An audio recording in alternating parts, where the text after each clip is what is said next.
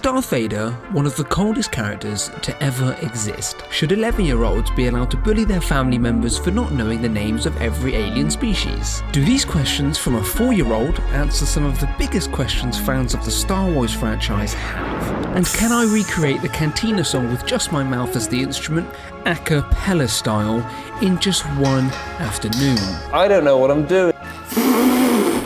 All will be answered as we continue the quest to find the best summer blockbuster and immortalise it inside the last ever blockbuster to exist, on the other side of the world. But to decide what the best blockbuster is ever in summer blockbuster history, we need to rank last week's movie first. And we have a special guest who watched the movie with me last week. Come on up.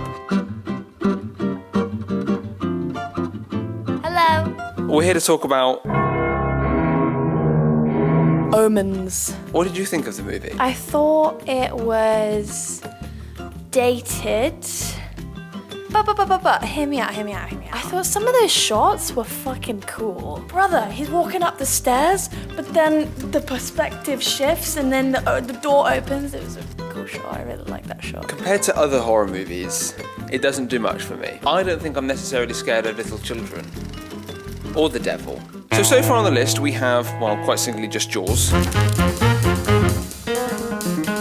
We need to decide where we're going to place The Omen on this list. Do you think you know where you're going to place it? Yeah. 2. I think we both knew that was a 2. Jaws is just so good. I think it's going to be hard pressed to be Jaws. But you're going to go down, so you sit in the lift.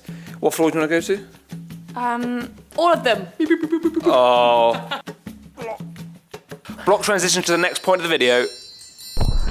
There is a reason you've come out of my mouth. That's really foggy. That's better. Let me explain. I didn't just want to go...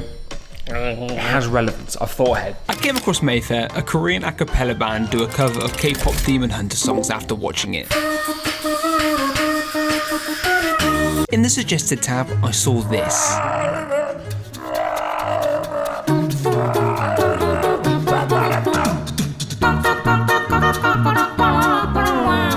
The thing with acapella is I've only had 3 exposures to acapella in my lifetime. That's Pitch Perfect 1, Pitch Perfect 2, and Pitch Perfect 3. That's around 6 hours of exposure to acapella. Oh my God, Ethan, are you listening to yourself? Do you hear what you just said?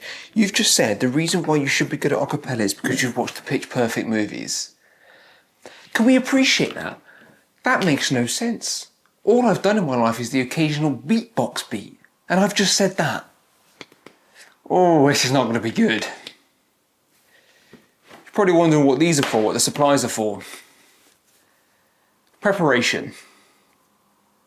My best tactic was to re-watch the Mayfair video, try and pull each singer's voice out and learn the individual parts that way. No one tells you their mouths are gonna move like that though. It's gone way beyond out of my league. I did the other day find an singular guy do it. He put all the pieces together, and I think the best thing we could do is find that man. Because this video was done by one guy, I got into the rhythm of copying the sounds he was making, but adding on what felt at the time as my unique twists, all hoping that this would work out.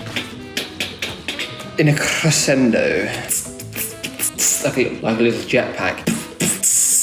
Oh shit, he's done something mad there. All things considered, I was starting to feel quite good about it. It sounds like slow motion bullets.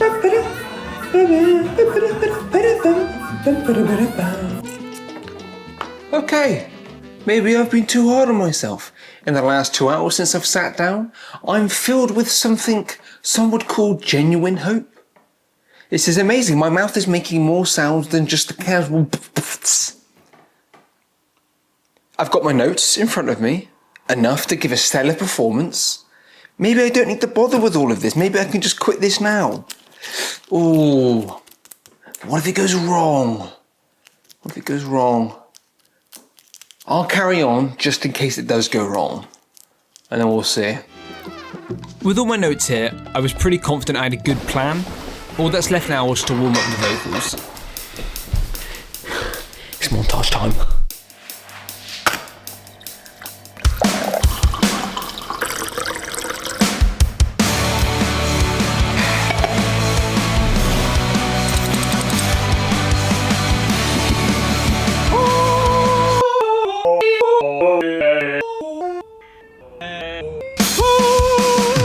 Okay, our voices, they're warmed up. There's no looks, no talent or looks, so we need to make that better. So look at this. This is the backdrop. 10-hour Star Wars ambient space.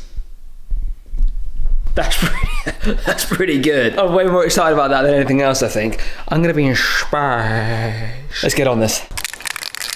I'm doing good. Got the space theme ready. Really fits in with the vibe. I think I'm ready to go.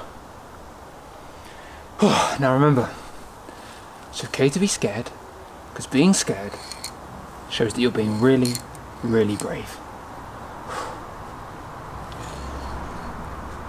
Go smash it, Ethan.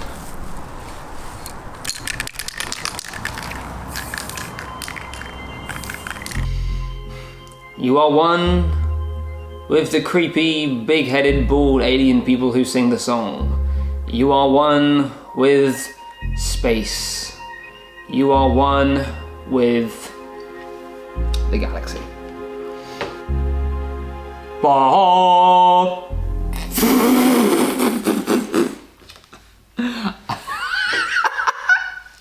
I realised straight away the notes aren't working because I've written down Baha, but you can say Baha in 1,000 different ways. Okay. Baha, Baha, Baha, Baha. Well,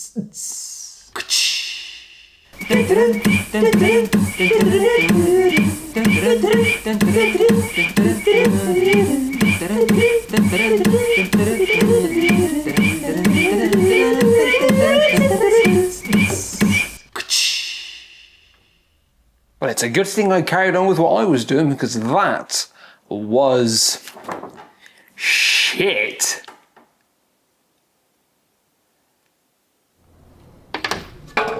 Tonight we are watching Star Wars Episode 4, A New Hope. In a galaxy gripped by tyranny, a young dreamer is thrust into an adventure that is bigger than himself, crossing paths with the likes of smugglers, rebels, and one badass mentor. He's drawn into the ongoing epic struggle between freedom and oppression, a battle that will decide the fate of the stars. That's Killer, released on May the 25th, 1977, with a budget of $11 million. It grossed in 1977 $530 million worldwide, which today equates to $2.8 billion. The director is George Lucas. Main actors include Mark Hamill playing Luke Skywalker, Harrison Ford playing Han Solo, Carrie Fisher playing Princess Leia, Alec Guinness playing the best Obi-Wan, and David Prowse as our OG Darth Vader. Now I don't mind saying, I am not the biggest Star Wars fan. My dad showed me all of them. I really dropped off when they started bringing out copious amounts of TV. So my best friend said to watch The Clone Wars. Watch The Clone Wars. The Clone Wars is actually my favourite bit of Star Wars material that's ever come out. The Clone Wars were fucking sick. I haven't watched it in years. So I might come back to it, and I might fall in love with lightsabers, and the next thing you'll know is everything's lightsaber themed. I'm looking forward to see what the actual lightsaber fights are actually like. I wonder if the fighting is more, because with 1976, is the fighting more or is the fighting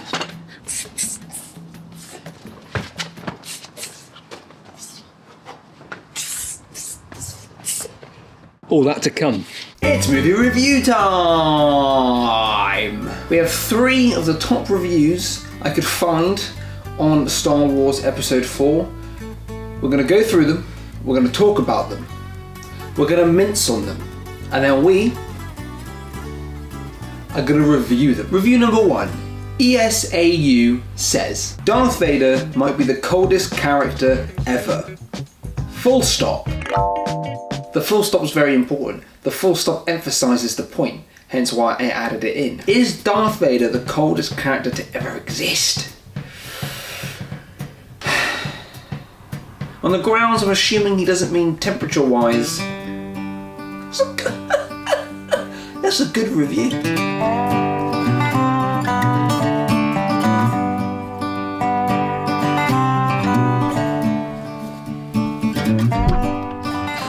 Review 2, left by Blue Ghosts. They say, my 11-year-old nephew kept bullying me for not knowing every single creature and character in this movie I've literally never seen before.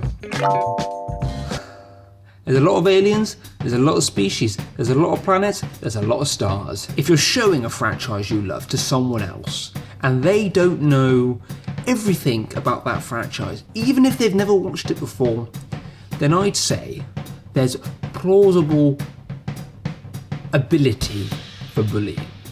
Because they're meant to know everything. They're meant to have watched it 1,000 times like you, and when they haven't, it's admissible.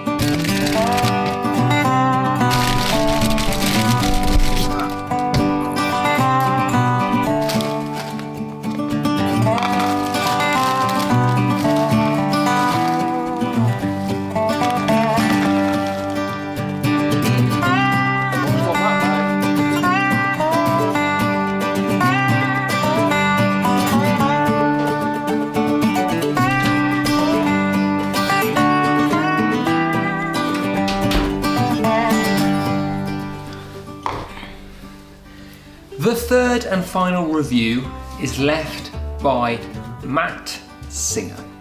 It says, a sampling of questions from my 4-year-old during this, her first viewing of Star Wars. Why does C-3PO walk like that? Is that Earth? Why are the Jawas so small? Is Obi-Wan a good guy? Why are they looking for them? Is that Earth? What's a tractor beam? Clearly, she loved it. Forward momentum thinker. She is on the ball. She is 2 steps ahead of George Lucas's lore. These are good questions. These are great, fundamental, foundational questions. And with that, let's watch the movie. Oh, you were waiting for that, weren't you? We were just waiting for that. Do you want to read it out? Oh no. Why does C-3PO walk like that? To understand that, we must define what that is. Hobbled, with a clear duck foot protrusion bilaterally. The answer is simple. It's because it makes him look near impossible to hit with f***ing bullets. Look at the f***er go, man. Review solved. Why are Jawas so small? There is a possible 2 reasons behind this phenomenon. 1. A quick Google suggests it is better to be small and slender in hot climates, a theory known as Bergman's rule. Here's a photo of 2 penguins with absolutely no context to reinforce that point. 2. Being small means they can deceitfully hide in small crevices before pouncing on their prey, just like when they our 2 droid friends and absolutely them over. We cannot determine why for definite though, as these are theories. Review left unsolved. Is that Earth? I'm going to show you 2 pictures, one of Earth, one of Alderaan. You tell me which one's which. That's kind of cool. Bean, is that Earth? These are both Alderaan. Crazy, right? It's impossible to tell. But if we aren't careful, people, they're both going to end up like this.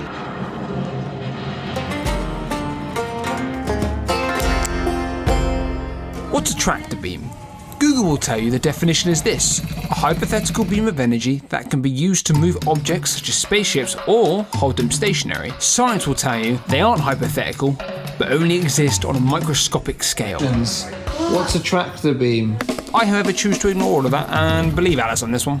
Oh my god, so you know tractors? Yeah. If they put their lights on full beam, they have high visibility in front of them so you can see the whole field when they're plowing. So I'm thinking tractor on full beam, tractor beam. That's good.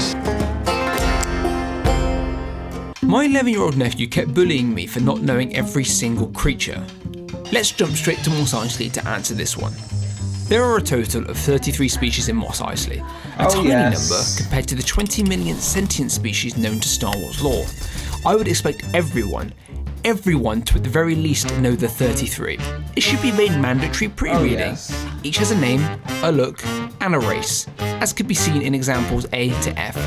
Mifak, a Tulse, Jesh Pure, a Sakion, Kadu Saint Malok, a Devarian, Milyom Onith, a Humph, and of course our 2 sprawling bar fighters, Ponder Baba and Aqualish and Dr. Cornelius Everzan, a human. I'm just with you. Look what I thought K from the planet Chadra-Fan was. That's a coconut. I can forgive it all, as long as you can tell me what alien species this is done after.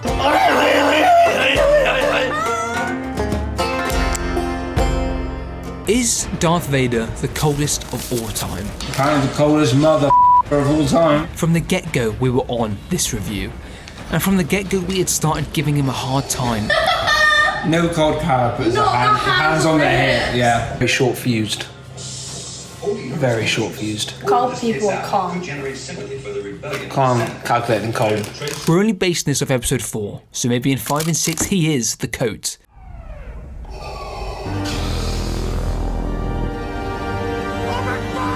But in this movie, he's really just the dark Sith Lord of sass. Sassy head flick. Sassy temper tantrum. Mission to Alderaan. You are part of the Rebel Alliance and take it away. A sassy burst of anger. And especially a sassy lack of directional skills. This line goes hard though. I was but the learner. Now I am the master. Cold. Your next question should therefore be, well, who is the coat? In an ironic turn of events, it's Vader's former master. Obi-Wan Kenobi. On top of that, he self-sacrifices himself for the better good. But what's more cold than gross bodily harm on some fucker who threatens your friend as a form of defense? That, or throwing a tantrum and shoving someone against the wall when you can't find the plans you want. Obi-Wan Kenobi is one of the coldest people I think we'll ever see in this franchise, full stop. We don't need to see his identification. That's so cold. The pen is mightier than the sword, and in this instance, Jedi mind tricks is mightier than Jedi chokehold. Review, left to interpretation.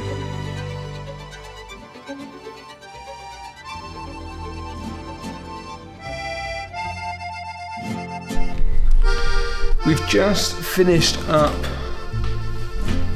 watching the movie, and it was great.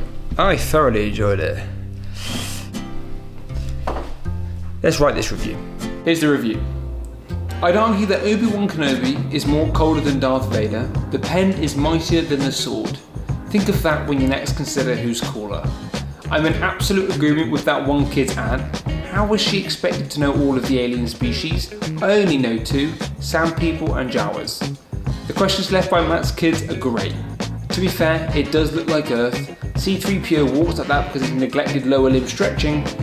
And I also don't know what a tractor beam is. I only thought farmers used tractors. Epic stuff.